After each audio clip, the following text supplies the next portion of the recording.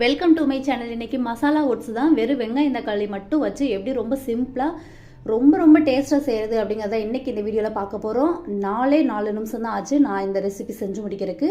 Video முழுவதும் skip பண்ணாமல் பார்த்து எப்படி செய்கிறது அப்படிங்கிறத தெரிஞ்சுக்கோங்க.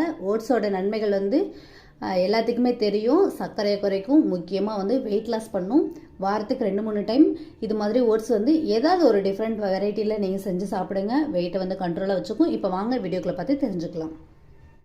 மசாலா ஓட்ஸ் ரெசிபி எப்படி செய்கிறது அப்படிங்கிறத பார்க்கலாம். அதுக்கு ஃபஸ்ட்டு ஒரு பேன் அடுப்பில் வச்சு நல்லா சூடுபடுத்தி தேவையான அளவு ஆயில் சேர்த்துக்கோங்க. கடுகு, உளுந்தம்பருப்பு, கொஞ்சமாக சீரகம், ரெண்டுமே நல்லா பொரிஞ்சதுக்கப்புறமா கட் பண்ண வெங்காயம் இது மாதிரி பொடியாக கட் பண்ணிக்கோங்க. நம்ம இன்றைக்கி வெங்காயம் தக்காளி மட்டும்தான் வச்சு செய்ய போகிறோம். ஓட்ஸு காய்கறிகள்லாம் நிறைய சேர்த்து கூட செய்யலாம். அது எப்படி செய்யுது அப்படிங்கிறத அடுத்த வீடியோவில் போடுறேன். இனி வரும் வீடியோவில் இது சிம்பிளான முறை, அதுதான் சொல்லித்தரேன். இதில் வெங்காயம் கண்ணாடி பதம் அளவுக்கு வதங்கினதுக்கப்புறமா 2 தக்காளி இது போல் கட் பண்ணி சேர்த்துக்கோங்க. தக்காளியும் நல்லா வதக்கிக்கணும். ஓட்ஸுக்கு தேவையான அளவு முழுமையான உப்பு இப்போவே சேர்த்துக்கிறேன். தூள் உப்பு சேர்த்துருக்கேன். அடுத்து கொஞ்சமாக மஞ்சள் தூள், நெக்ஸ்ட்டு கரம் மசாலா ஒரு 1/2 ஸ்பூன் அளவு, அடுத்து வரமிளகாய் தூள் கொஞ்சமாக போட்டுக்கோங்க. இந்தளவு போதும். இதோட அளவு ஒரு 1/4 ஸ்பூன் தான் இருக்கும். அடுத்து இது கூட முக்கியமாக மேகி மசாலா சேர்த்துக்கலாம். நான் உப்பு கொஞ்சமாக தான் சேர்த்துருக்கேன் முன்னாடி. மேகி மசாலா சேர்க்குறனால போதும். இந்தளவு சேர்த்துட்டா போதும், வாசனை இருக்கும். அதுக்கப்புறம் காரத்துக்கு ஆல்ரெடி நம்ம மிளகாய் தூள் வேறு சேர்த்துருக்கோம். நீங்கள் எந்த ஒரு மசாலாவுமே சேர்க்காமல் வெறும் மேகி மசாலா மட்டுமே வச்சு கூட செய்யலாம். நல்லா தான் இருக்கும். நம்ம காய்கறிகள் இதில் அதிகமாக சேர்த்துக்கல. வெறும் வெங்காயம் தக்காளி மட்டும்தான் சேர்த்துருக்கோம். அதனால தான் நான் மசாலா பொடிகள் கொஞ்சம் அதிகமாக போட்டேன். அப்போ தான் அது நல்லா வாசனையாகவும் ஒரு டேஸ்ட்டு தனியாக எடுத்து கொடுக்கும். சாப்பிட நல்லாயிருக்கும்.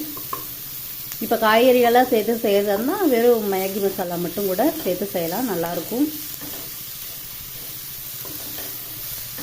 இந்த அளவுக்கு தக்காளி வதங்கினா போதும். ரொம்ப மையாக வதங்கணும் அப்படின்னு அவசியம் இல்லை. இது கூட எடுத்து வச்சிருக்க ஓட்ஸ் சேர்த்துக்கலாம்.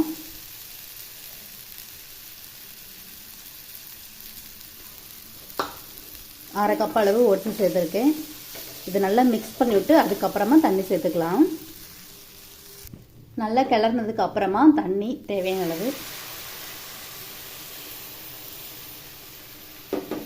திரும்பவும் கிளறி விடுங்க. இப்போ ஹை ஃப்ளேமில் வச்சு நல்லா வேக வச்சுப்போம். வெறுமனே ஓட்ஸு கஞ்சி செஞ்சு சாப்பிட்றதுக்கு இது மாதிரி மசாலா ஓட்ஸு செஞ்சு சாப்பிடுங்க. ரொம்ப சூப்பராக இருக்கும். நம்ம சாப்பிட்ற அந்த சலிப்பு தன்மையே வராது. அது மட்டும் இல்லாமல் இது ரொம்ப ஈஸியான ஒரு டிஷ்ஷும் கூட, சீக்கிரமாக செஞ்சிடலாம். காய்கறிகளை வச்சு செய்கிறதா இருந்தால் கூட அதை வதக்கி ரெடி பண்ணுறதுக்கு ஒரு 10 நிமிஷத்துக்கு மேலே ஆகும். இது சட்டுன்னு 5 நிமிஷத்துக்குள்ளே ரெடி பண்ணிடலாம். வெயிட் லாஸ்க்கு ரொம்ப ஹெல்ப் பண்ணும். சர்க்கரையை பயங்கரமாக குறைக்கும் ஓட்ஸு. ஓட்ஸ் எப்போவுமே நல்லா ஹை ஃப்ளேமில் வேக வச்சோம் அப்படின்னா 2 நிமிஷத்துக்குள்ளே ரெடி ஆயிரும்.